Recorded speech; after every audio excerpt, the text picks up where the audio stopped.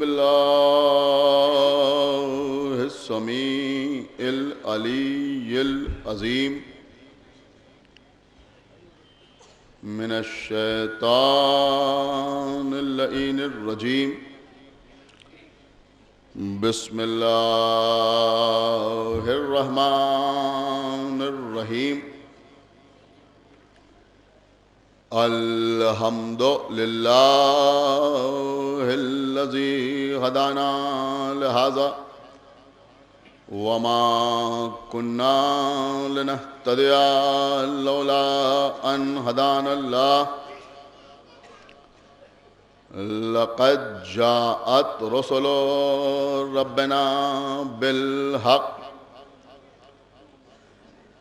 الصلاة والسلام على صاحب الدين والإسلام والحل والحرام والركن والمقام والصلاة والصيام والسجود والقيام والشريعة والأحكام والحجة والبرهان والمحبت والعرفان والحق والبیان والکتاب والقرآن سیدنا ونبینا وشفیعنا ومولانا ومولا الثقلین جد الحسن والحسین ابی القاسم محمد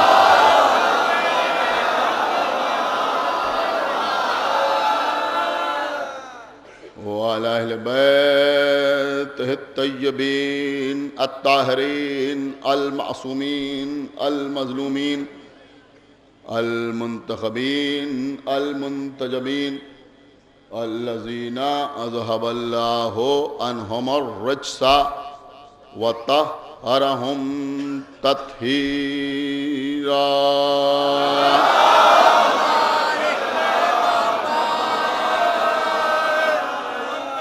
ولعنة الله على أعدائهم وقتلتهم وغاصبي حقوقهم ومنكري فضائلهم ومصائبهم أجمعين من الآن إلى يوم الدين أما بعد فقد قال الله سبحانه تبارك وتعالى في كتابه المجيد وفرقانه الحميد وقوله الحق بسم الله الرحمن الرحيم الله عالم حيث يجعل رسالة صلوات پر محمد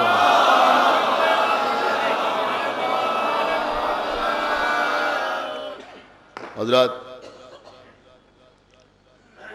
اسلام اور بنی ہاشم کے موضوع پر پہلی محرم سے مسلسل گفتگو کا سلسلہ جاری و ساری سورہ انعام کی 125ویں آیہ مبارکہ کے ایک جز کی تلاوت کا شرف حاصل کرتے ہوئے مسلسل گفتگو کا آغاز کر رہا ہوں۔ کلام الہی کی ان لفظوں میں ارشاد رب العزت ہو رہا ہے کہ اللہ خوب جانتا ہے کہ اپنی رسالت کو کہاں رکھے۔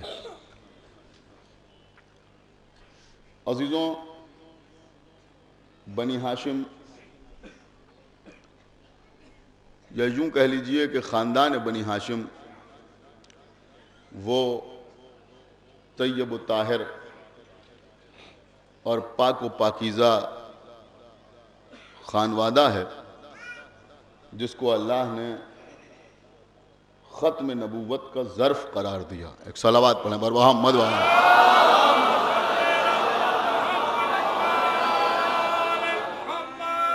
عزیزوں، ان مجالس میں ایک خاص بات آپ حضرات تک پہنچانا چاہتا تھا۔ میں نے 3 دن آپ کے سامنے تمہیداً کچھ باتیں عرض کیں، اور وہ خاص پیغام اور وہ خاص بات یہ ہے کہ مکے میں صرف اور صرف بنی ہاشم کا خانوادہ تھا جو صنم پرست نہیں تھا، جو بت پرست نہیں تھا، جو مشرک نہیں تھا، ان میں کوئی شخص کافر نہیں تھا۔ عزیزوں، حقیقت یہ ہے، بہت سی باتیں انشاءاللہ آپ کے سامنے عرض کروں گا کہ حقیقت یہ ہے، انشاءاللہ یہاں بیٹھے ہوئے حضرات جملے کو محسوس کریں گے کہ بنی ہاشم اسلام کی بستی کے سب سے پرانے رہنے والے تھے، یعنی سب سے قدیم باشندے تھے دین اسلام کی بستی کے۔ باقی سب بعد میں آئے، سب بعد میں داخل ہوئے، بنی ہاشم پہلے سے مسلمان تھے، اور اس کے تمام ثبوت ہیں، تمام دلیلیں ہیں۔ انشاءاللہ میں آپ کے سامنے روزانہ کچھ نہ کچھ عرض کرنے کی کوشش کروں۔ عزیزوں، کل جناب ہاشم کا تذکرہ میں نے آپ کے سامنے کیا، اور الحمدللہ میں نے اپنی کم علمی کے اعتراف کے ساتھ آپ کے سامنے جو کچھ عرض کیا، آپ حضرات نے مکمل رسپانس دیا، اور لوگوں کو بھی اس بات کا احساس ہوا کہ فرش عزا پر بیٹھنے والے سمجھدار ہوتے ہیں۔ ایک صلوات پڑھنے والوں ہم مد رہا۔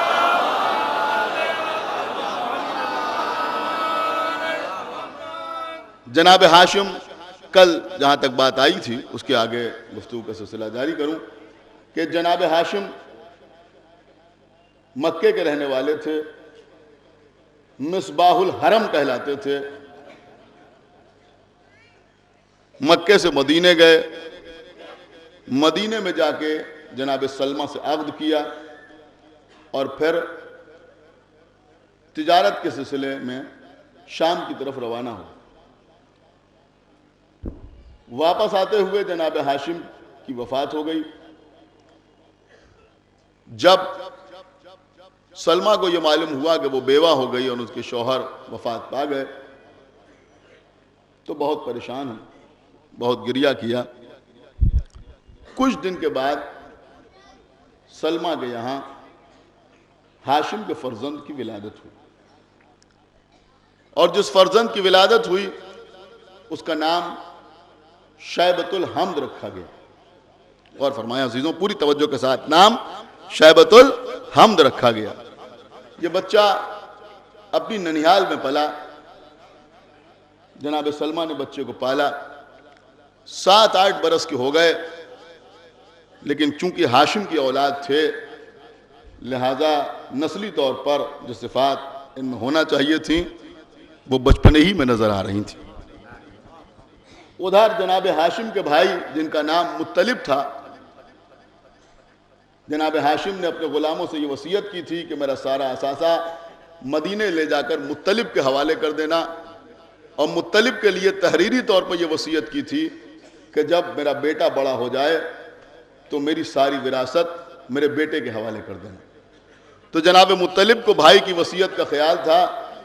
یہ مکے میں بہرحال سرداری کے فرائض انجام دے رہے تھے، اور ادھر جناب شیبۃ الحمد، بہت توجہ چاہتا ہوں آپ حضرات کی، جناب شیبۃ الحمد مدینے میں پروان چڑھ رہے تھے۔ ایک دن کچھ بچوں کے ساتھ شیبۃ الحمد تیر اندازی کر رہے تھے۔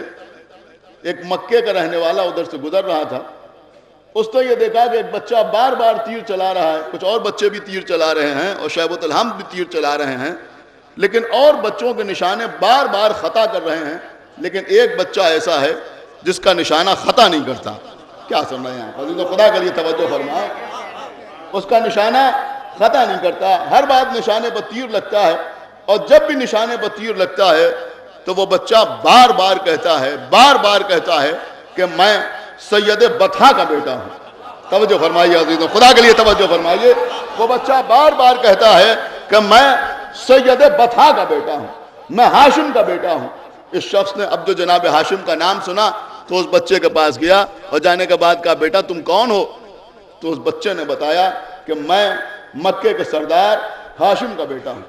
اس شخص نے مدینے آ کر جناب مطلب کو اطلاع دی، مکے آ کر جناب مطلب کو اطلاع دی کہ آپ کا بھتیجا مدینے میں ماشاءاللہ 7-8 برس کا ہو گیا ہے، اور بڑی صفات کا حامل ہے. میں ادھر سے گزر رہا تھا تو ایسا واقعہ پیش آیا. مطلب کو بھائی کی وصیت یاد آئی. بہت توجہ آپ حضرات کی چاہتا ہوں. مطلب کو بھائی کی وصیت یاد آئی. جناب مطلب نے مدینے کا سفر اختیار کیا. مدینے آئے, سلمہ سے ملے, جناب شیبۃ الحمد کے ننیال والوں سے ملے اور ان سے اجازت لی اور یہ کہا کہ اس بچے کو ہمیں مکے لے جانا ضروری ہے, اس لیے کہ اب یہی مکے کا وارث ہے. توجہ فرمائیے گا, اس لیے کہ یہی مکے کا وارث ہے اور یہی خانہ کعبہ کا محافظ بنے گا. تو بہرحال انہوں نے شیبۃ الحمد کو ساتھ لیا اور ناقے پر بٹھا کر مدینے لے کے آئے. اب جب یہ ان کو لے کے مدینے آئے تو وہ جناب شیبۃ الحمد ناقے پر پیچھے بیٹھے ہوئے تھے, آگے جناب مطلب یعنی ان کے چچا بیٹھے ہوئے تھے. اب جو مدینے میں داخل ہوئے تو لوگ یہ سمجھے کہ مطلب کوئی غلام لے کے آ رہے ہیں, لہذا لوگوں نے پیچھے بیٹھے ہوئے بچے کو عبد المطلب کہا. توجہ چاہتا ہوں آپ حضرات کی, خدا کے لیے بیدار ہو کر سنیے. عبد المطلب کہا یعنی مطلب کا غلام. آپ غور فرما رہے ہیں, عبد المطلب کہا. نام تھا شیبۃ الحمد لیکن اس وجہ سے نام عبد المطلب پڑ گیا.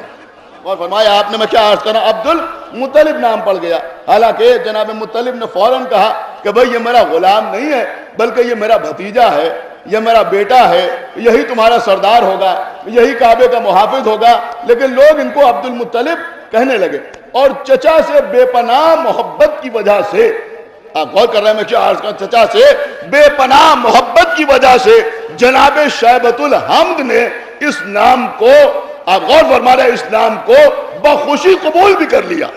کیا سنا ہے آپ, خدا کے لیے توجہ فرمائیے عزیزوں. دیکھیں میں کچھ کہنا چاہ رہا ہوں آپ کے سامنے, اس نام کو بخوشی قبول بھی کر لیا. دیکھیں اونچے گھرانوں سے آنے والے کبھی کبھی عزت دار گھرانوں کے معاملات کو سمجھ نہیں پاتے. کیا عرض کر رہا ہوں میں, خدا کے لیے توجہ فرمائیے. عزت دار خاندانوں کے معاملات کو سمجھ نہیں پاتے. ایک بار کہیں ان کو مل گیا کہ مولا علی نے فرمایا کہ میں محمد کے غلاموں میں غلام ہوں. انہوں نے کہنا شروع کر دیا علی آدم کا مولا, نوح کا مولا, ابراہیم کا مولا, موسیٰ کا مولا, عیسیٰ کا مولا, اور اس کے بعد آخر میں کہہ دیا ماذ اللہ کہ علی محمد کا غلام. اما تم کیا جانو عزت دار گھرانوں میں کیسے گفتگو ہوتی. ایک صلوات پر محمد والے,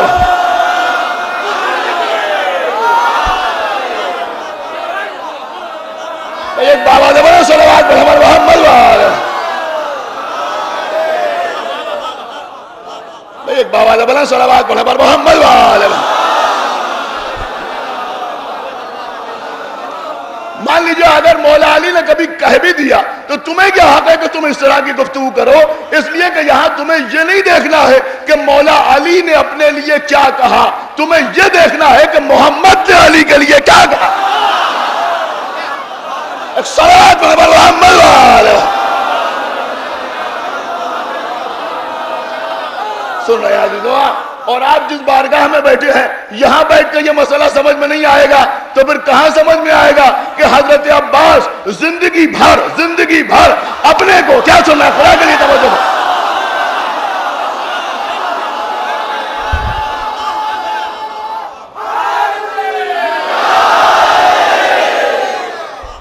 حضرت عباس زندگی بھر اپنے آپ کو امام حسین علیہ السلام کا غلام کہتے رہے, لیکن امام حسین نے کیا کہا, جب کہا بھیا عباس, بھیا عباس, بھیا عباس, بھیا عباس. ایک جملہ عرض کر رہا ہوں کہ چاہے مولا علی ہو یا حضرت عباس ہو, یا آپ غور فرما رہے, چاہے مولا علی ہو یا حضرت عباس ہو, اگر یہ اپنے آپ کو اپنے بھائی کا غلام کہہ رہے ہیں تو وہ ان کی اعلیٰ ظرفی ہے, اور اگر ہم یہ کہیں تو ہماری کم ظرفی ہے.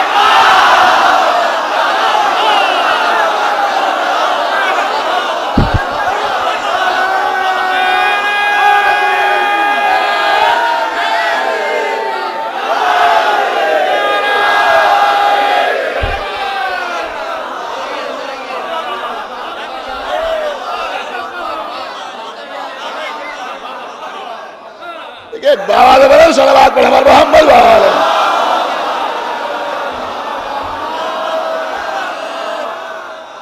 ایک صلوات اور پڑھے ہمارے محمد والے.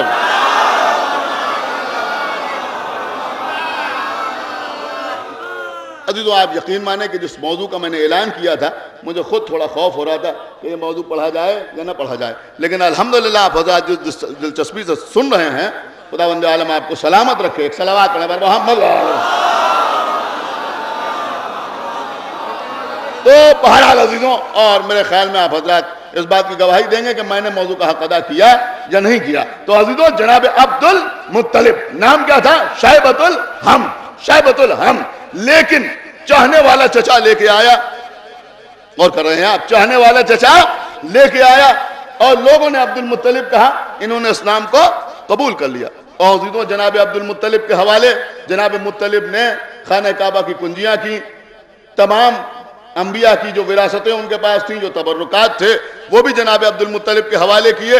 اور اس کے بعد لوگوں سے کہا کہ دیکھو اب میں نہیں، یہ تمہارے سردار ہیں، آج سے یہ خانہ کعبہ کے محافظ ہیں، آج سے یہ خانہ کعبہ کے متولی ہیں. آپ غور فرمائیں، یہ متولی ہیں، یہ خانہ کعبہ کے وارث ہیں. جناب مطلب نے بھی سفر اختیار کیا اور اسی سفر میں ان کی وفات ہو گئی. اب جناب عبد المطلب کی سرداری کا زمانہ شروع ہوا. توجہ فرمائیے، جناب عبد المطلب کی سرداری کا زمانہ شروع ہوا. اور یہ بات بھی میں آپ کے سامنے عرض کر دوں کہ چاہے زمزم یعنی چشمہ زمزم جو ہے اس کو، آپ غور فرمانا، چشمہ زمزم جو ہے اس کو دوبارہ ظاہر کیا جناب عبد المطلب نے. اس لیے کہ جناب اسماعیل کے ایڑیاں رگڑنے سے زمزم ظاہر ہوا تھا، لیکن لوگوں نے اسے چھپا دیا تھا. اور ایک وقت ایسا آ گیا کہ قریش کو یہی نہیں معلوم تھا کہ زمزم کہاں ہے. کیا سن رہے ہیں آپ؟ قریش کو یہی نہیں معلوم تھا کہ زمزم کہاں ہے. جناب عبد المطلب نے، جب ان کا صرف ایک بیٹا تھا جن کا نام حارث تھا، ان کے ساتھ مل کے جناب عبد المطلب نے 3 دن تک محنت کی اور اس کے بعد زمزم کو برآمد کیا. آپ غور فرمانا، زمزم کو برآمد کیا. اور زمزم کے ساتھ ساتھ کچھ تبرکات خانہ کعبہ کے جو لوگوں نے وہاں چھپا دیے تھے ان کو بھی جناب عبد المطلب نے برآمد کیا. آپ غور فرمانا، ان کو بھی جناب عبد المطلب نے برآمد کیا. ایک جملہ کہنے کو جی چاہتا ہے کہ بھائی لوگ فخر کے ساتھ کہتے ہیں کہ جناب عبد المطلب خانہ کعبہ کے متولی تھے. دیکھیں، حقیقی متولی وہ ہوتا ہے کہ جو وقف کی چیزوں کو واپس لائے، بیچے نہیں.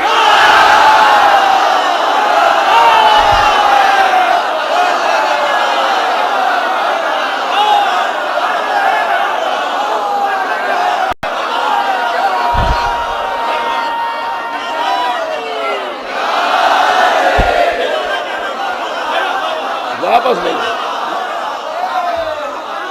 ایک صلوات اور پڑھے محمد وآلہ.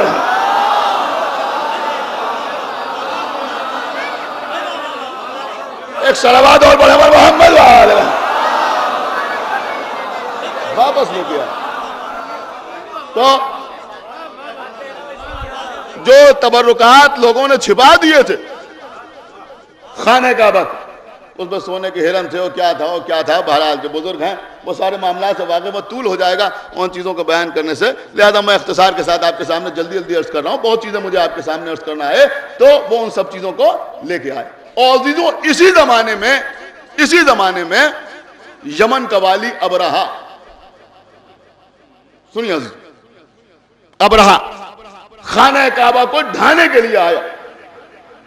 آپ غور فرمانا، خانہ کعبہ کو ڈھانے کے لیے آیا اور سفید ہاتھیوں کی فوج لے کے آیا. قرآن مجید میں باقاعدہ اس کا تذکرہ ہوا سورہ فیل. وہ ہاتھیوں کی فوج لے کے آیا، ہاتھیوں کی فوج لے کے آیا. اب دیکھیں عزیزوں، یہاں پر ایک بہت قیمتی چیز میں آپ کے حوالے کر رہا ہوں، نہ معلوم آپ محسوس کریں گے یا نہیں کریں گے. دیکھیں، ابن قیم نے اپنی کتاب زاد المعاد میں تحریر کیا کہ ابرہا جو آیا تھا مکے والوں سے جنگ کرنے کے لیے، وہ نصرانی تھا، عیسائی تھا، اور عیسائیوں کو صاحب کتاب کہا جاتا ہے. دیکھیں غور کیجئے جو بات میں عرض کر رہا ہوں، عیسائیوں کو صاحب کتاب کہا جاتا ہے. اب تفصیلات کا موقع نہیں ہے جو میں آپ کے سامنے عرض کروں، آپ علماء سے جا کے دریافت کریں کہ بہت سے معاملات ایسے ہیں جن میں مشرکین پر صاحبان کتاب کو ترجیح دی جاتی ہے. میں غلط تو نہیں عرض کر رہا ہوں؟ مشرکین کے مسائل اور ہیں اور اہل کتاب کے مسائل اور. آپ غور فرمائیں، انہوں نے کہا یہ عیسائی جو ہیں یہ اہل کتاب ہیں، یہ یہودی جو ہیں یہ اہل کتاب ہیں، تو یہودیوں کو اہل کتاب کہا جاتا ہے، نصرانیوں کو اہل کتاب کہا جاتا ہے. ابن قیم نے تحریر کیا کہ جب ابرہا لڑنے کے لیے آیا مکے والوں سے، اور اس کا ارادہ تھا کہ خانہ کعبہ کو مسمار کر دیا جائے تاکہ مکے کے رہنے والوں کا فخر ہی ختم ہو جائے۔ توجہ چاہتا ہوں، مکے کے رہنے والوں کا فخر ہی ختم ہو جائے۔ تو ابن قیم نے ایک سوال اٹھایا ہے، اور انہوں نے سوال یہ اٹھایا ہے، بہت توجہ چاہتا ہوں، سوال انہوں نے یہ اٹھایا ہے کہ بھئی ابرہا کا دین جو تھا وہ بہرحال ان مشرکین کے دین سے افضل تھا۔ نہیں غور کیا آپ نے کیا عرض کرا؟ اس کا دین ان مشرکین کے دین سے افضل تھا، اس لیے کہ وہ اہل کتاب میں تھا، اور یہ سب کے سب مشرک تھے۔ کوئی لات کو مان رہا تھا، کوئی منات کو مان رہا تھا، کوئی ہبل کو مان رہا تھا۔ اب اس کے آگے وہ لکھتے ہیں کہ ہونا تو یہ چاہیے تھا کہ جس کا دین افضل تھا وہ غالب آئے۔ کیا سن رہے ہیں آپ غور فرما رہے ہیں نہیں غور فرما رہے ہیں؟ اور جن کا دین مفضول ہے وہ مغلوب ہو جائیں۔ اب وہ لکھتے ہیں کہ حقیقت میں یہ مکے والے جو غالب آئے یہ اپنی وجہ سے غالب نہیں آئے، بلکہ چونکہ بطن مادر میں نور محمد موجود تھا۔ سنی عزیزوں جو میں عرض کرنا، چونکہ بطن مادر میں نور محمد موجود تھا لہذا ان پر عذاب نازل ہوا۔ بات تو انہوں نے اچھی لکھی ہے، لیکن آپ مجھے یہ بتائیے کہ اللہ جس نبی کو رحمت للعالمین بنا کے بھیج رہا ہے، کیا سن رہے ہیں آپ؟ خدا کے لیے توجہ فرمائیے، میں کیا عرض کر رہا ہوں، ہم کیسے یہ مان لیں کہ اس نبی کی وجہ سے عذاب نازل ہوا؟ نہیں غور کر رہے ہیں آپ، میں کیا عرض کر رہا ہوں، ہم کیسے مان لیں کہ اس نبی کی وجہ سے عذاب نازل ہوا؟ تو اب آپ ہمیں بتائیں کہ ابرہا کے اوپر عذاب کیوں نازل ہوا؟ اللہ نے اسے مغلوب کیوں کیا؟ مکے والوں کو غالب کیوں کیا؟ خانہ کعبہ کو بچایا کیوں؟ ابابیلوں کے لشکر بھیجا کیوں؟ ابابیلوں نے کنکر برسائے کیوں؟ ابرہا کا لشکر فنا ہوا کیوں؟ کہ پورے واقعے کو اوپر نظر ڈالنا پڑے گی۔ واقعہ کیا ہوا کہ ابرہا آیا، مکے کے باہر اس نے قیام کیا، اب لوگوں کو معلوم ہوا کہ بڑی زبردست فوج لے کے آ رہا ہے۔ مکے میں کوئی اس کے سامنے ٹکتا ہوا نظر نہیں آیا، سب کے سب فرار کر گئے۔ سنیے عزیزو، سب کے سب فرار کر گئے۔ لات کے ماننے والے فرار کر گئے، منات کے ماننے والے فرار کر گئے، عزا کے ماننے والے فرار کر گئے۔ توجہ فرمائیے گا، کوئی اس پہاڑی پر، یہ میں تاریخ عرض کر رہا ہوں، آپ کچھ اور نہیں یاد کیجئے گا، کوئی اس پہاڑی پر، کوئی اس پہاڑی پر، کوئی اس پہاڑی پر، کوئی اس درے میں چھپا ہوا ہے، کوئی اس درے میں چھپا ہوا ہے۔ کسی کی ہمت نہیں تھی کہ جو جا کے ابرہا سے گفتگو کرے۔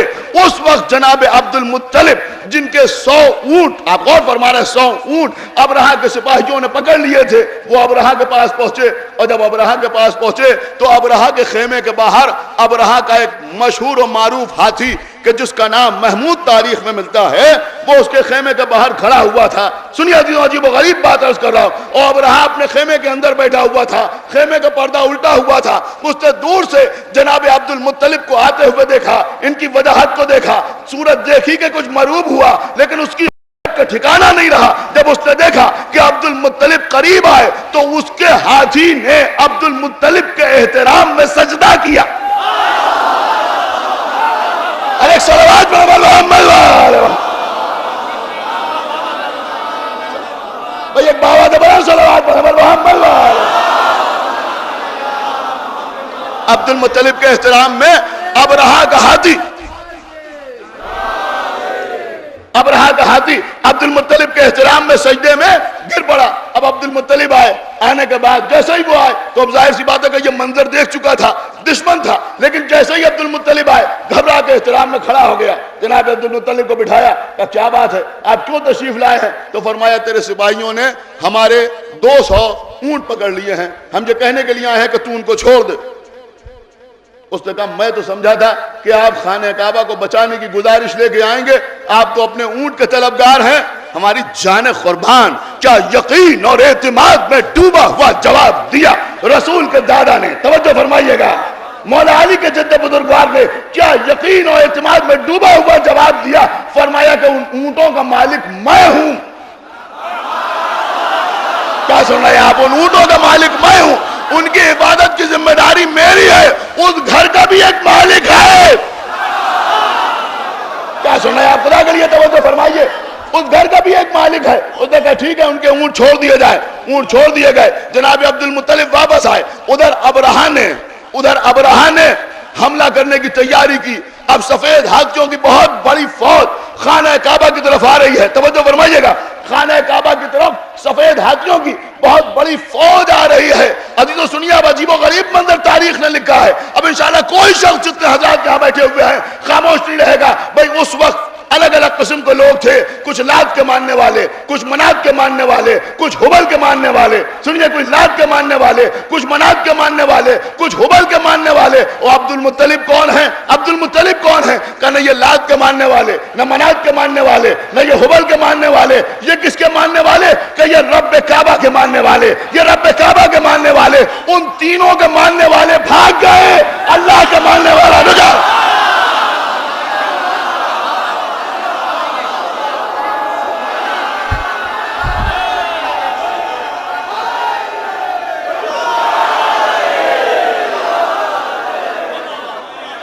بابا نے بولا صلوات پڑھے پر محمد وآلہ.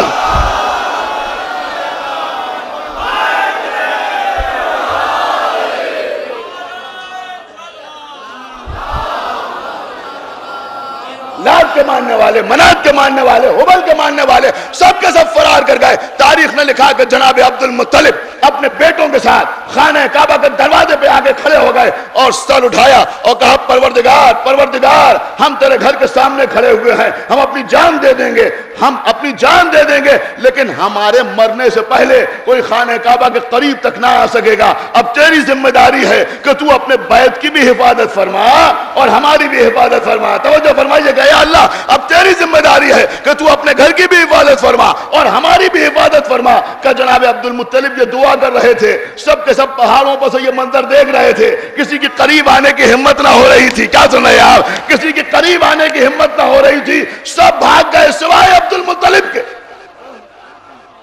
دیکھیں عزیزو سنیے، میں کیا عرض کر رہا، سب بھاگ گئے سوائے جناب عبد المطلب کے سب فرار کر گئے.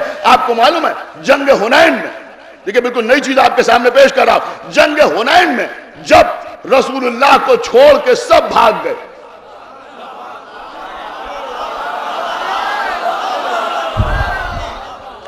سنیے ابھی آپ کو لو سنیے آیا، جنگ حنین میں جب پیغمبر کو چھوڑ کے سب بھاگ گئے، کوئی نہ رکا. سن 8 ہجری میں جنگ حنین ہوئی ہے، فتح مکہ کے بعد سب کے سب فرار کر گئے. روایت میں ملتا ہے کہ صرف رسول اللہ اور رسول اللہ کے ساتھ چند اہل بیت، یہی جملہ ہے، چند اہل بیت، اور کوئی نہیں، سب بھاگ گئے. اس وقت رسول اللہ کو جب مشرکین و کفار نے گھیرا تو نبی نے ان کے درمیان رجس پڑھا. آپ کو معلوم ہے وہ رجس کیا تھا؟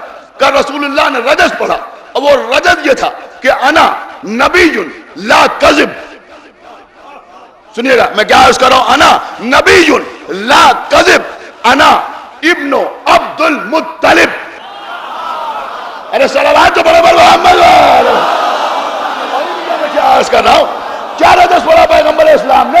کہ پیغمبر نے یہ رجس پڑھا کفار کے درمیان کہ دیکھو میں نبی ہوں، میں نبی ہوں اور اس میں کوئی جھوٹ نہیں ہے، اور میں عبد المطلب کا بیٹا ہوں. کیا سن رہے ہیں آپ؟ میں عبد المطلب کا بیٹا ہوں. بھئی انہی بھاگنے والوں کو تو وارث تھے نا، لہذا نبی بتانا چاہتے تھے کہ دیکھو تمہارے جتنے رشتہ دار تھے بھاگ گئے، میں عبد المطلب کا بیٹا ہوں. صلوات علی محمد.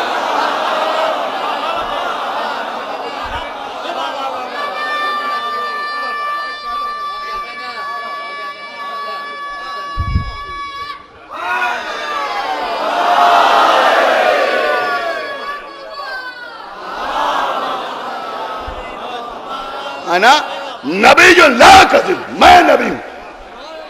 اور یہاں ماشاءاللہ شعراء بھی بیٹھے ہوئے ہیں، پیغمبر کی زندگی میں پیغمبر کی زبان سے نکلے ہوئے. آپ غور فرما رہے ہیں، پیغمبر کی زبان سے میں بڑی احتیاط کے ساتھ جملہ عرض کر رہا ہوں، اس لیے کہ اللہ نے کہا کہ ہم نے پیغمبر کو شعر کی تعلیم نہیں دی، لہذا احتیاط کے ساتھ جملہ عرض کر رہا ہوں کہ پیغمبر کی پوری حیات طیبہ میں پیغمبر کی زبان مبارک سے نکلے ہوئے صرف یہ 2 جملے ایسے ہیں کہ جن کو موزونیت کے لحاظ سے شعر کہا جا سکتا ہے. دیکھیں یہ بات ایک آرگومنٹ کے طور پر میں نے آپ کے سامنے عرض کر دی کہ اس کو شعر کہا جا سکتا ہے، اس لیے کہ یہ دونوں مصرف باقاعدہ موزون. رجس پڑھا تو خارج از بحر نہیں پڑھا، بلکہ فرمایا کہ میں نبی ہوں اور یہ جھوٹ نہیں ہے، اور میں عبد المطلب کا بیٹا ہوں. تو ایک بات سمجھ میں آئی کہ سب بھاگ سکتے ہیں. کیا سن رہے ہیں آپ؟ مگر جو عبد المطلب کا بیٹا ہے وہ نہیں بھاگے گا. کیا سنا ہے آپ؟ خدا کے لیے توجہ فرمائیے گا. سب بھاگ سکتے ہیں مگر عبد المطلب کا بیٹا نہیں بھاگ سکتا. اب سنیے عزیزو، مولا کائنات میدان میں جا رہا ہے، ایک ایسے گھوڑے پر سوار ہے جو دھیرے دھیرے چل رہا ہے، دھیرے دھیرے چل رہا ہے. کسی نے کہا یا علی، اور عرب کے بہادروں کے پاس تیز رفتار گھوڑے ہوتے ہیں، آپ کا گھوڑا دھیرے دھیرے چلتا ہے، آپ ایسے گھوڑے پر کیوں سوار ہوتے ہیں؟ میرے مولا نے کہا کہ نہ مجھے بھاگنا ہے نہ کسی بھاگتے کا پیچھا کرنا ہے. کیا سن رہے ہیں آپ؟ خدا کے لیے توجہ فرمائیے گا. کہ نہ مجھے بھاگنا ہے نہ مجھے بھاگنا.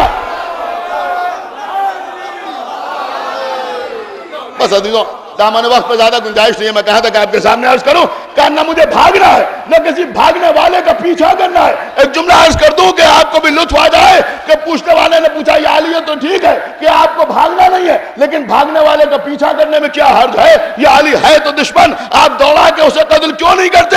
میرے مولا نے جواب دیا تمہیں نہیں معلوم، میں عبد المطلب کا پوتا ہوں، میں ہاشمی ہوں، میں ابو طالب کا بیٹا ہوں. اصل میں مسئلہ یہ ہے کہ جب کوئی میری تلوار کے سامنے سے بھاگتا ہے تو وہ بھاگتا نہیں بلکہ اپنی زندگی کی بھیک مانگتا ہے. کیا سن رہے ہیں؟ خدا کے لیے توجہ کریں. جو میرے سامنے سے بھاگتا ہے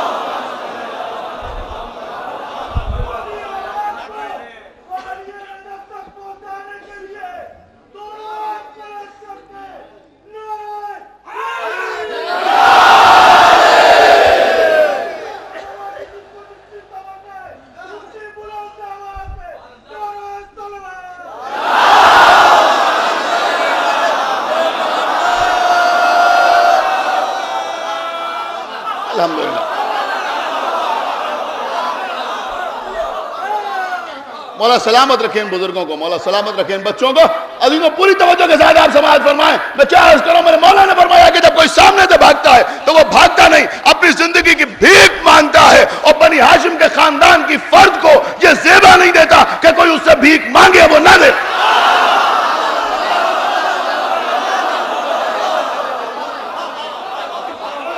میں کسی بھاگتے کا پیچھا نہیں کرتا. عزیزوں، جناب عبد المطلب خانہ کعبہ کے سامنے رکے ہوئے اللہ سے دعا کر رہے ہیں. ایک مرتبہ ابابیلوں کا لشکر آیا. اور کریں، ابابیلوں کا لشکر آیا.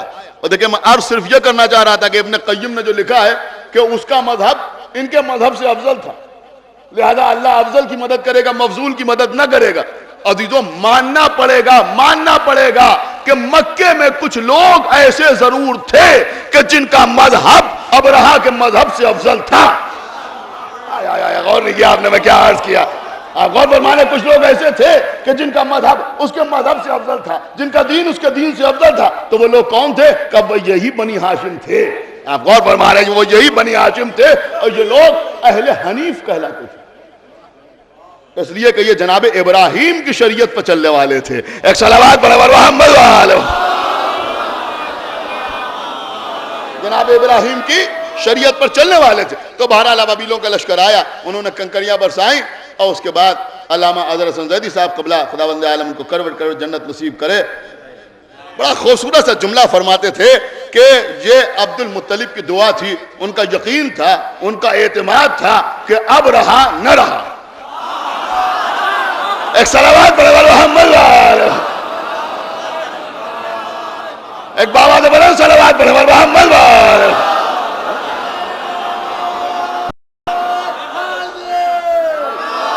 نہ رہا برا.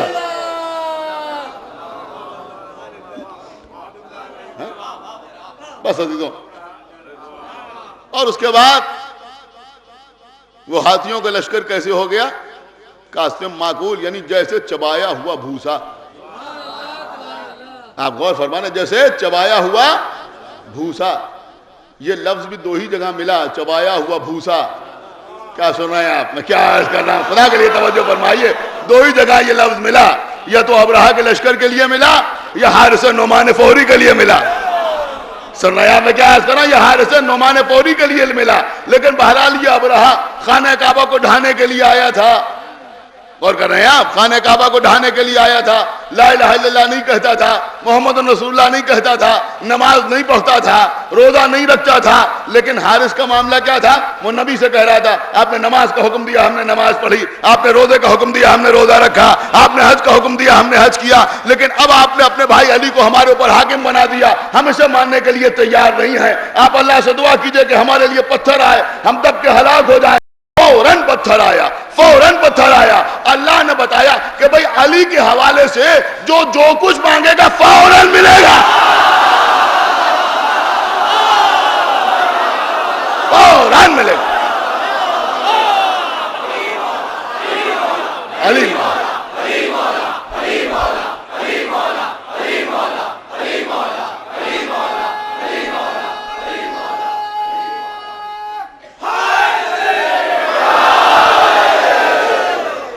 فوراً ملے گا.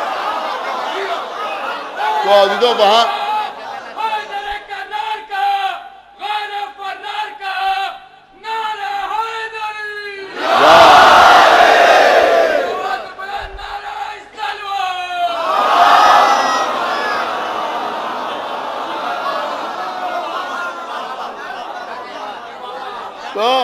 وہ لشکر چبایا ہوا بھوسا, اور یہاں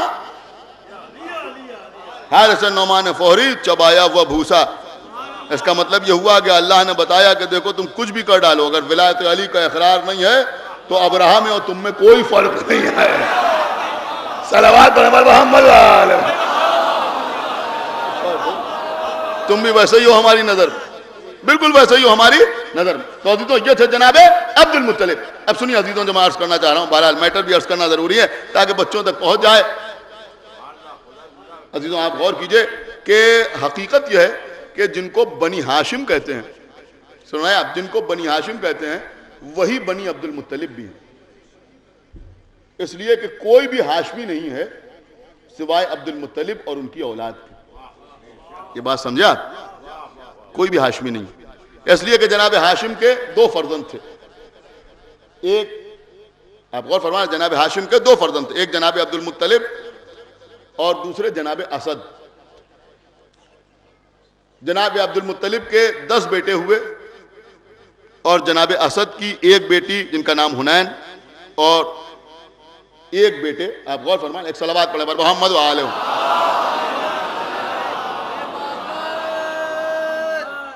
ایک صلوات اور پڑھیں پر محمد و آلہ. تو میں عرض کر رہا تھا کہ جناب اسد کی 2 بیٹیاں, ایک بیٹی جن کا نام حنین, ان کے کوئی اولاد نہیں ہوئی, اور دوسری بیٹی جناب فاطمہ. اور انہی فاطمہ بنت اسد کا عقد جناب ابو طالب سے ہوا. غور فرمانا ہے, انہی فاطمہ بنت اسد کا عقد جناب ابو طالب سے ہوا اور مولا کائنات کی ولادت ہوئی. مورخ نے لکھا کہ مولا علی کائنات کے وہ پہلے ہاشمی ہیں جو ماں کی طرف سے بھی ہاشمی ہیں, باپ کی طرف سے بھی ہاشمی ہیں. صلوات پر محمد وآلہ. مولا علی, ایک صلوات اور پڑھیں پر محمد وآلہ. پہلے ہاشمی.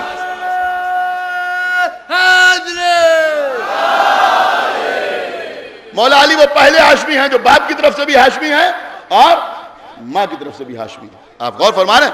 تو بہرحال جتنی اولادیں وہ سب جناب عبد المطلب کی. تو کبھی گھبرائیے گا نہیں اگر نبی نے کبھی یہ کہہ کے فضیلت بیان کی کہ بنی عبد المطلب کی یہ فضیلت ہے تو وہ بھی بنی ہاشم ہے, اور اگر یہ کہا کہ بنی ہاشم کی یہ فضیلت ہے تو وہ بھی بنی عبد المطلب. اس لیے کہ عبد المطلب کی اولاد ہی بنی ہاشم کہلائی. اور فرما رہا ہے انہی کی اولاد بنی ہاشم کہلائی. پوری توجہ آپ حضرات کی چاہتا ہوں. اب عزیزوں جناب عبد المطلب, ان کے ایک بیٹے جناب حارث تھے, سب سے بڑے بیٹے, اسی لیے ابو الحارث بھی ان کو کہا جاتا ہے. تو جب یہ زمزم کو دریافت کر رہے تھے, دیکھیں میں آ گیا اپنی منزل کے اوپر, جب یہ زمزم کو دریافت کر رہے تھے تو 3 دن تک محنت کرتے رہے. ایک بیٹا ہاتھ بٹانے والا تھا, تو انہوں نے یہ نظر مانی کہ پروردگار اگر تو مجھے 10 بیٹے عطا کر دے گا تو میں ایک بیٹے کو راہ خدا میں قربان کر دوں. دیکھیے یہ بھی میں یوں ہی نہیں سنا رہا ہوں, آپ کو کسی وجہ سے سنا رہا ہوں. اور بنی ہاشم کے ایمان کی دلیل دینے کے لیے سنا رہا ہوں. بہت توجہ آپ حضرات کی چاہتا ہوں, خدا کے لیے توجہ فرمائیے گا. انہوں نے کہا کہ پروردگار میں ایک بیٹے کو تیری راہ میں قربان کروں گا. میں آپ سے پوچھنا چاہتا ہوں کہ یہ جناب عبد المطلب نے جو یہ نذر مانی, یہ لات سے مانی یا منات سے مانی یا حبل سے مانی یا عزا سے مانی؟ آپ غور کر رہے ہیں کس سے مانی؟ تاریخ میں ملتا ہے کہ اللہ سے نذر مانی. کیا سن رہے ہیں آپ؟ خدا کے لیے توجہ فرمائیے گا. نذر کس سے مانگی؟ کہ اللہ سے نذر مانی کہ اگر تو مجھے 10 بیٹے عطا کرے گا تو ایک بیٹے کو تیری راہ میں قربان کر دوں گا, ذبح کر دوں گا. اللہ نے 10 بیٹے عطا کیے. سب سے چھوٹے بیٹے جناب عبداللہ, 10 بیٹوں کو سامنے کھڑا کیا اور اس کے بعد کہا کہ میں نے ایسی ایسی نذر مانی تھی, تم میں کون ہے جو قربانی کے لیے تیار ہے؟ 10 نے سر جھکا کے کہا کہ ہم سب تیار ہیں, آپ جسے حکم دیں. صحن حرم میں آئے, قرآن ڈالا, قرآن نکلا جناب عبداللہ کے نام. سن رہے ہیں آپ؟ قرآن نکلا جناب عبداللہ کے نام, رسول اللہ کے والد بزرگوار کے نام. باقی بھائیوں کو چونکہ بے پناہ محبت تھی جناب عبداللہ سے, لہذا کہا پھر قرآن ڈالیے. پھر قرآن ڈالا, پھر عبداللہ کے نام نکلا. کہا ایک بار اور قرآن ڈالیے, پھر قرآن ڈالا, پھر عبداللہ کے نام نکلا. اب عزیزوں سنیے جو میں عرض کرنا چاہ رہا ہوں اور پورے حوالے کے ساتھ آپ کے حوالے کر رہا ہوں, خدا کے لیے توجہ فرمائیے گا. جناب ابو طالب کا احسان ہے محمد مصطفیٰ پر, اور توجہ آپ حضرات کی چاہتا ہوں. عزیزوں کتاب کا نام ہے مناقب آل ابی طالب. لکھنے والے علامہ ابن شہراشوب, انہوں نے تحریر کیا کہ پیغمبر نے جناب عبداللہ کو لٹایا اور جیسے ابراہیم نے اسماعیل کی گردن پر چھری رکھی تھی ویسے ہی جناب عبد المطلب نے عبداللہ کی گردن پر چھری رکھی. اس وقت سب کھڑے دیکھتے رہے. جناب ابو طالب نے آگے بڑھ کے تلوار کے نیچے ہاتھ رکھا, اپنے بابا کی طرف مخاطب ہوئے, کہا بابا اونٹوں اور عبداللہ کے درمیان قرآن ڈالیے. کیا سنا ہے؟ خدا کے لیے توجہ فرمائیے. بابا اونٹوں اور عبداللہ کے درمیان قرآن ڈالیے. جناب عبد المطلب مسکرائے, کہا بیٹا کیا کہنا چاہتے ہو؟ کہا بابا ایک آدمی اگر قتل ہو جائے, ایک قتل ہو جائے تو اس کا ہر جانا 10 اونٹ ہوتے ہیں. آپ عبداللہ اور 10 اونٹوں کے درمیان قرآن ڈالیے اور 10 کر کے اونٹ بڑھاتے جائیے. جناب ابو طالب نے جو بتایا اس اعتبار سے قرے ڈلتے رہے. ہر بار عبداللہ کے نام قرآن نکلتا رہا. ایک طرف 10 اونٹ, ایک طرف عبداللہ, قرآن عبداللہ کے نام 20 اونٹ, عبداللہ, قرآن عبداللہ کے نام 30 اونٹ, عبداللہ, قرآن عبداللہ کے نام. آگے 10 اونٹ بڑھتے رہے یہاں تک کہ جب 100 اونٹوں کی باری آئی تو قرآن اونٹوں کے نام نکلا. کیا سن رہے ہیں آپ؟ خدا کے لیے توجہ فرمائیے گا. قرآن اونٹوں کے نام نکلا. لیکن جناب عبد المطلب کو تسلی نہ ہوئی, کہا پھر قرآن ڈالو. پھر قرآن ڈالا, پھر 100 اونٹوں کے نام نکلا. کہا پھر قرآن ڈالو, پھر قرآن ڈالا, پھر 100 اونٹوں کے نام نکلا. تب جناب عبد المطلب نے 100 اونٹوں کی قربانی کی اور جناب عبداللہ بچ گئے. اب آپ سمجھے, خالی شیب ابی طالب میں ابو طالب نے محمد کو نہیں بچایا, وقت ذبح عبداللہ بھی ابو طالب ہی نے بچایا. صلوات پر محمد نہ روکتے تو ذبح ہو جاتے عبداللہ. یہ جناب ابو طالب تھے کہ جنہوں نے ہاتھ رکھ دیا کہ نہیں بابا نہیں. سنیے عزیزوں, میں کچھ عرض کر رہا ہوں. پیغمبر اسلام اکثر مقام فخر میں یہ کہا کرتے تھے کہ میں فرزند ذبیحین ہوں. اب میں ایک ایسی دلیل پیش کرنے جا رہا ہوں کہ اس مجمع میں جتنے پڑھے لکھے حضرات تشریف فرما ہیں انشاءاللہ ضرور محسوس کریں گے. بڑی قیمتی بات میں آپ کے حوالے کر رہا ہوں. رسول اللہ اپنی زبان سے کہتے تھے کہ میں فرزند ذبیحین. کیوں کہتے تھے؟ کہ 2 ذبیحوں کی اولاد, ایک اسماعیل, آپ غور کریں, ایک اسماعیل اور دوسرے عبداللہ. میں جملہ کہنے کو جی چاہتا ہے میرا کہ جو لوگ جناب عبد المطلب کو کافر کہتے ہیں ان کی خدمت میں عرض ہے, پوری توجہ آپ حضرات کی چاہتا ہوں کہ بھائی ذبیحہ کہتے کسے ہیں؟ جو لات کے نام پر جس کا گلا کاٹا جائے اس کو ذبیحہ کہتے نہیں. غور کریں آپ. منات کے نام پر جس کا گلا کاٹا جائے اس کو ذبیحہ کہتے. حبل کے نام پر جس کا گلا کاٹا جائے اس کو ذبیحہ کہتے. ذبیحہ کسے کہتے؟ ذبیحے کے لیے ضروری ہے کہ اللہ کے نام پر گلے پر چھری رکھی جائے. ہائے ہائے ہائے کیا سن رہے ہیں میں کیا عرض کر رہا ہوں؟ اس کا مطلب یہ ہوا کہ جیسے اسماعیل ذبیح ہے ویسے ہی عبداللہ ذبیح ہے، جس کے نام پر ابراہیم نے قربانی پیش کی اسی کے نام پر عبد المطلب نے بھی قربانی پیش کی۔ آپ نے غور نہیں کیا میں کیا عرض کر دیا؟ اسی کے نام پر عبد المطلب نے بھی قربانی پیش کی، اسی لیے رسول اللہ نے فرمایا کہ میں فرزند ذبیحین، یعنی دو ذبیحوں کا بیٹا، وہاں ایک دمبا اور یہاں 100 اونٹا۔ بس عزیزوں میں نے بات کو تمام کیا۔ تو یہ جناب ابو طالب تھے جو محمد کی حفاظت کر رہے تھے، اور قسم خدا کی جب ابو طالب کی نسل آگے بڑھی تو وہ بھی پیغمبر کے نام اور پیغمبر کے پیغام کی محافظ نظر آئے۔ عزیزوں، یہ کربلا کے میدان میں جو بنی ہاشم کہلاتے ہیں یہ سب کے سب ابو طالب ہی کی تو اولاد ہے نا۔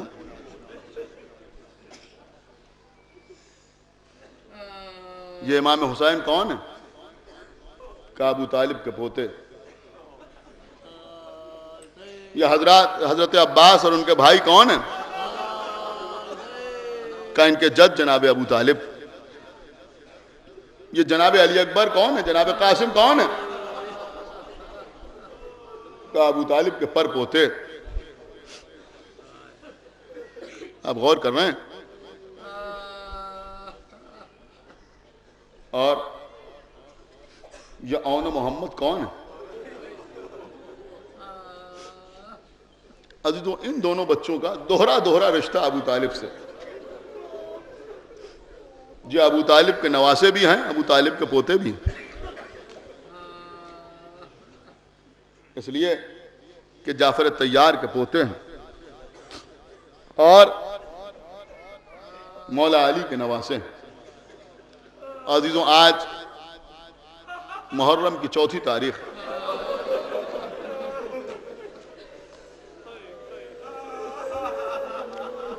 مجلس کے بعد بی بی زینب کے شہزادوں کے تابوت نکالے جائیں، آپ حضرات زیارت فرمائیں گے۔ آج یہاں ایسے بچوں کو پرسہ دینا ہے جن کی ماں نے اپنے بچوں کا ماتم نہیں کیا۔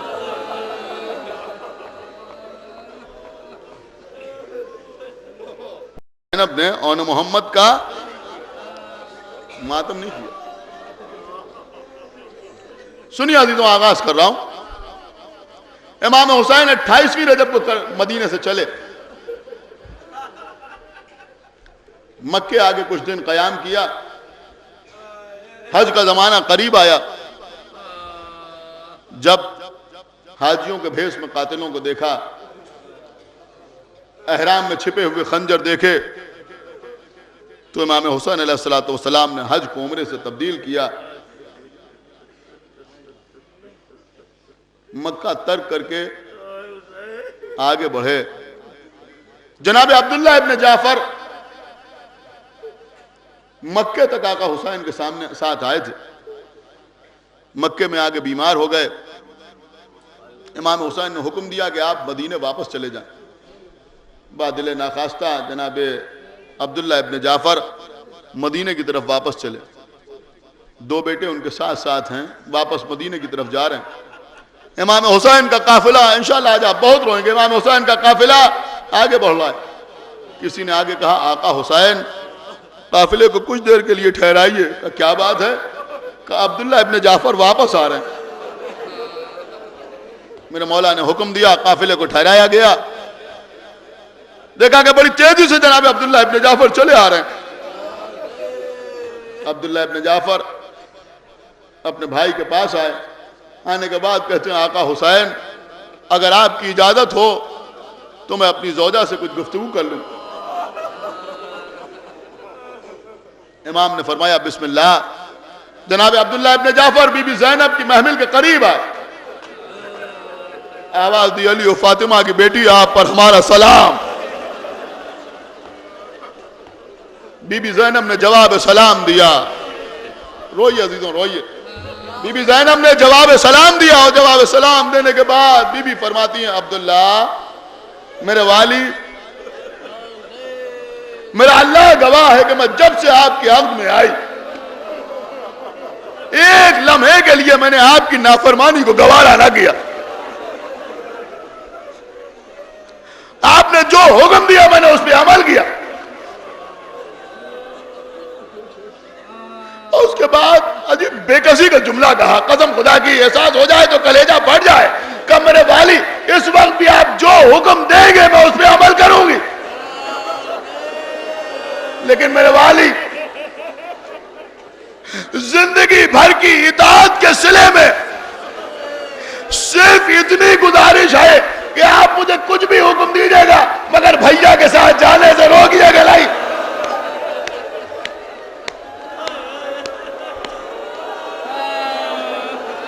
جناب عبداللہ ابن جعفر کہتے ہیں بی بی آپ کیا بات کر رہی ہیں؟ اے بی بی ہم آپ کو روکنے کے لیے نہیں آئے، اے بی بی ہمیں تو خود دل چاہ رہا ہے کہ ہم آقا حسین کے ساتھ چلیں، ان کی نصرت کرتے ہوئے اپنی جان قربان کر دیں۔ اے بی بی کیونکہ آقا کا حکم ہے لہذا ہم مجبوراً واپس جا رہے ہیں۔ بی بی زینب نے کہا کہ اللہ آپ کو جزائے خیر عطا کرے، آپ کیا کہنے کے لیے آئے؟ کہ بی بی ہم یہ کہنے کے لیے آئے ہیں کہ یہ اون محمد ہمارے اور آپ کے بچے ہیں، اے بی بی آپ انہیں اپنے ساتھ لے کے جائیے۔ عزیزوں عزت دار گھرانوں کے لوگ بیٹھے ہوئے ہیں، ہمارے گھروں کا دستور ہے کہ اگر کوئی سفر پہ جاتا ہے تو گھر کا کوئی بزرگ کچھ سکے کچھ پیسے اس کے حوالے کرتا ہے، کہ یہ کیا ہے؟ کہ یہ صدقہ ہے۔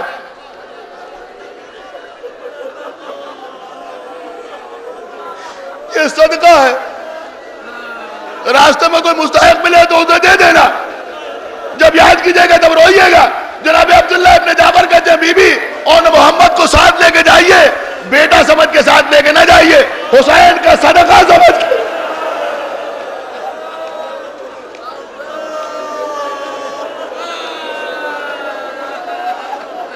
اے بی بی اگر کوئی وقت پڑے تو ایک کو اپنی جانب سے قربان کر دیجئے گا، ایک کو میری جانب سے قربان کر دیجئے گا۔ عزیزوں اون محمد قافلے کے ساتھ ساتھ کربلا آئے۔ عزیزوں کربلا میں بس جلدی عرض کر رہا ہوں، شب عاشور عجب منظر ہے، کسی خیمے میں ام لیلہ علی اکبر کے گیسو سنوار رہی،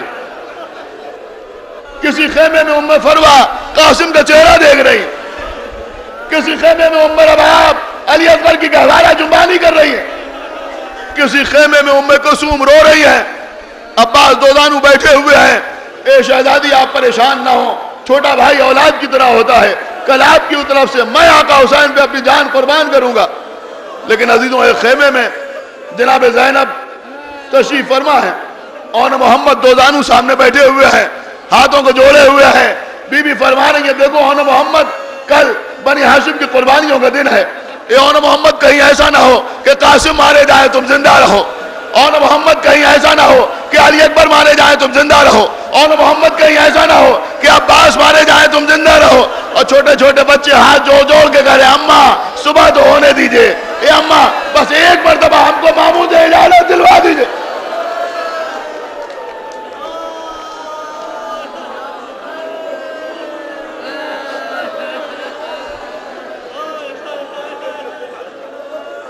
عزیزوں دنیا کے ہر بھائی کو اپنی بہن کے بچوں سے بے پناہ محبت ہوتی ہے، تو کیا امام حسین کو محبت نہ ہوگی؟ صبح عاشور نمودار ہوئی، جنگ کا آغاز ہوا، ابھی انصار جا رہے ہیں، چاہنے والے جا رہے ہیں، اور محمد ہر بار امام حسین کے سامنے آتے ہیں، مامو جان ہمیں میدان میں جانے کی اجازت دے دیجئے۔ نہیں بچوں نہیں، لاشیں آتے جا رہے ہیں، اور محمد بار بار اجازت مانگ رہے ہیں، مامو میدان میں جانے کی اجازت دے دیجئے، میدان میں جانے کی اجازت دے دیجئے، میدان میں جانے کی اجازت دے دیجئے۔ یہاں تک کہ انصار کا خاتمہ ہو گیا، مسلم کے بچے شہید ہو گئے، اور محمد پھر سامنے آئے، اے مامو اب ہمیں مرنے کی اجازت دے دیجئے، اس لیے کہ اب اگر ہم نہ گئے تو اماں دودھ نہ بخشے گی۔ سینے سے لگایا میرے بچوں میں کیسے تمہیں میدان میں جانے کی اجازت دے دوں؟ میں نے اپنی گود میں تمہیں پالا ہے۔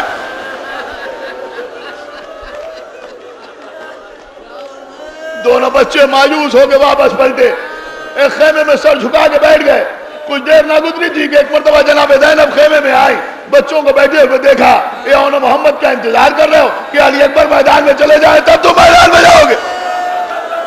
کہا اماں کیا کریں؟ ماموں اجازت ہی نہیں دیتے۔ کہا بچوں میرے ساتھ آؤ۔ اب اون محمد اماں کے پیچھے پیچھے شہزادی زینب امام حسین کے خیمے میں آئیں۔ آنے کے بعد کہا بھیا حسین، میں نے زندگی بھر تم سے کچھ نہیں مانگا،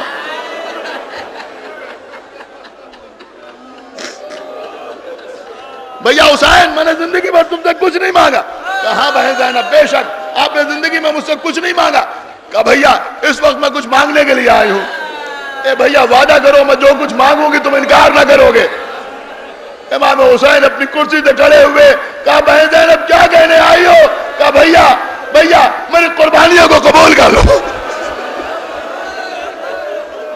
بھیا میری قربانیوں کو قبول کر لو، میرے بچوں کو میدان میں جانے کی اجازت دے دو۔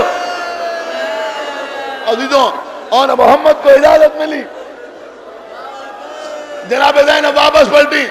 امام حسین علیہ السلام نے بھیگی ہوئی آنکھوں کے ساتھ حضرت عباس کو حکم دیا، بھیا عباس 2 گھوڑے لے کے آؤ۔ حضرت عباس 2 گھوڑے لے کے آئے۔ اب عزیزوں میں نے روایت میں نہیں دیکھا، لیکن اگر آپ رونا چاہیں تو یہ سوچ کے بھی رو سکتے ہیں کہ زینب کے بچوں کو میدان میں بھیجتے ہوئے عباس کے دل پہ کیا گزر رہی ہو۔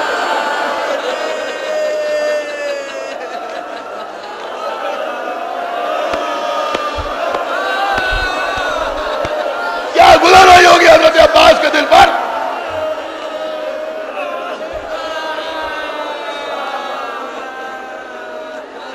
گھوڑے آئے، اون کو حسین نے گود میں لے کے گھوڑے پر بٹھایا، محمد کو حضرت عباس سے اٹھایا، گھوڑے پر بٹھایا، چھوٹے چھوٹے نیمچے بچوں کی کمر میں لگائے، بچے میدان میں آئے، ساتھ ساتھ یہ دونوں بچے میدان میں آئے، رجز پڑھنا شروع کیا۔ دیکھو ہم جعفر طیار کے پوتے ہیں، ہم علی مرتضیٰ کے نواسے ہیں، دیکھو ہم عبداللہ ابن جعفر کے بیٹے ہیں، ہم آقا حسین کے بھانجے ہیں۔ اور آخر میں ایک مرتبہ تیوریوں پر بل ڈال کے دونوں شہزادے کہتے ہیں سنو ہم کو فن سپاہگری ہمارے ماموں عباس سے سکھایا۔ یہ کہہ کے بچوں نے نیمچے نکالے، لشکر پہ حملہ کیا، چھوٹے چھوٹے بچوں کی تلواریں چل رہی تھی، ایسا لگتا تھا کہ بچوں کی تلواریں نہیں ہیں، لشکر یزید پر قہر الہی نازل ہو رہا ہے۔ جو تلوار کی زد میں آتا تھا فنا ہو جاتا تھا، کسی کو اون قتل کر رہے تھے، کسی کو محمد قتل کر رہے تھے، اور راوی کہتا ہے دونوں بچے جنگ کرتے جاتے تھے اور پلٹ پلٹ کے دیکھتے جاتے تھے، کبھی عباس کی طرف کبھی حسین کی طرف۔ گویا کہہ رہا ہوں ماموں عباس آپ دیکھ رہے ہیں ہم کیسے جنگ کر رہے ہیں، ماموں حسین آپ دیکھ رہے ہیں کہ ہم کیسے تلوار چلا رہے ہیں۔ اور ادھر حضرت عباس امام حسین بنی ہاشم کے دیگر جوان اور محمد کی جنگ دیکھ رہے ہیں، لبوں پر آواز ہے سبحان اللہ، ماشاءاللہ، جزاک اللہ، کیا کہنا میرے اور کیا کہنا میرے محمد۔ دونوں بچے جنگ کرتے ہوئے آگے بڑھ رہے ہیں۔ ایک مرتبہ عمر سعد پکار کے کہتا ہے کہ ارے یہ بنی ہاشم کے گھر کے بچے ہیں، یہ کیا کر رہے ہو، کوئی ہیلا کرو ورنہ یہ سارے لشکر کو کاٹ کے پھینک دیں گے۔ عزیزوں ایک ناکہ دونوں بچوں کے درمیان سے گزارا گیا، ایک بھائی دوسرے بھائی سے دور ہوتا چلا گیا۔ ایک وقت ایسا آیا کہ ایک بھائی نے بلند ہو کے دوسرے کو دینا چاہا تو دوسرا نظر نہیں آیا، ایک شخص نے پشت پر وار کیا اور زمین کی طرف چلے، ایک نے محمد کے سر پر گرز مارا، محمد زمین کی طرف آئے، دونوں بچوں نے آواز دی اے مامو جان ہماری خبر لیجئے، اجر و کمال اللہ بی بی زہرا آپ کو سلامت رکھے۔ ادھر امام حسین علیہ السلام، حضرت عباس، شہزادہ علی اکبر، دیگر بنی ہاشم کے جوان گھوڑے دوڑاتے ہوئے میدان کی طرف چلے، گھوڑے دوڑاتے ہوئے میدان کی طرف چلے۔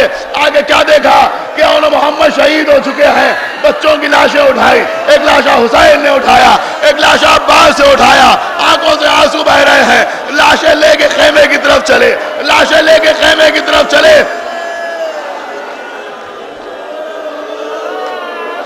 بی بی زینب نے خیمے کو مخصوص کیا تھا کہ اگر کسی شہید کا لاشا آتا تھا تو اس خیمے میں لاشا لا کے رکھ دیا جاتا تھا. جو بی بی اس شہید کی وارث ہوتی تھی اس کو بٹھا کے پرسا دیا جاتا تھا.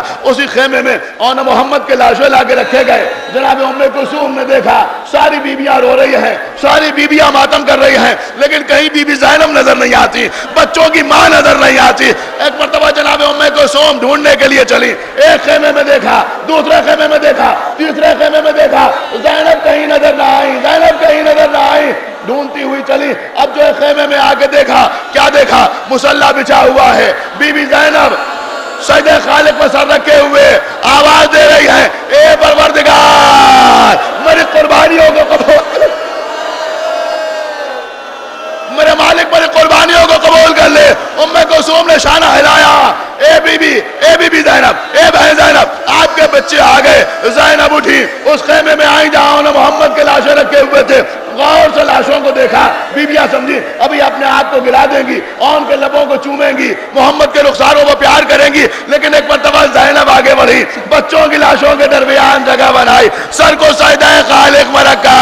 اے پروردگار تیرا شکر ہے کہ تو نے میری قربانیوں کو قبول کر لیا. ارے میرے بھیا کو بچا لے, میرے بھیا کو بچا لے. بس مجلس تمام ہے. مسافرت نے جسے بے کسیت دکھلائی, نثار کر دیے بچے نہ بس سکا. شامیاں شامیاں شامیاں بستند بازو زینب و کلثوم را, زینب و کلثوم را. شامیاں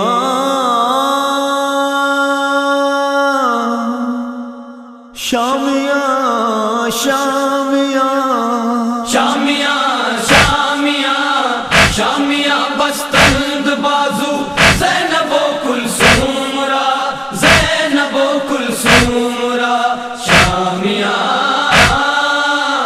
کس قدر بدلا زمانہ اے محمد مصطفیٰ, آپ کا پیارا نواسا ذبح پیاسا ہو گیا. بیویوں کے سر سے چادر, بیویوں کے سر سے چادر, بیویوں کے سر سے چادر چھن گئی خیمہ جلا. شامیاں شامیاں شامیاں بستند بازو زینب و کلثوم را, زینب و کلثوم را. شامیاں اہل بیت پاک پر تازہ مصیبت دیکھیے, ان مسلمانوں کا انداز مودت دیکھیے. کربلا میں آئیے, کربلا میں آئیے, کربلا میں آئیے, اجر رسالت دیکھیے. شامیاں شامیاں شامیاں بستند بازو زینب و کلثوم را, زینب و کلثوم را. شامیاں نرغائے آدم کنبا آپ کا محصور ہے, تازیان کھا کے ہر کوئی غموں سے چور ہے. تعزیت دینے کا یہ, تعزیت دینے کا یہ, تعزیت دینے کا یہ کیسا نیا دستور ہے. شامیاں شامیاں شامیاں بستند بازو زینب و کلثوم را, زینب و کلثوم را. شامیاں اس کے گوہر بھی چھنے جو سن میں چھوٹی سب میں ہے, اس رسن کو دیکھیے جو بازوے زینب میں ہے. اور تو بے ظلم کرنا, عورتوں پہ ظلم کرنا, اور تو بے ظلم کرنا کون سے مذہب میں ہے. شامیاں شامیاں شامیاں بستند بازو زینب و کلثوم را, زینب و کلثوم را. شامیاں جن کی مادر کا جنازہ پردہ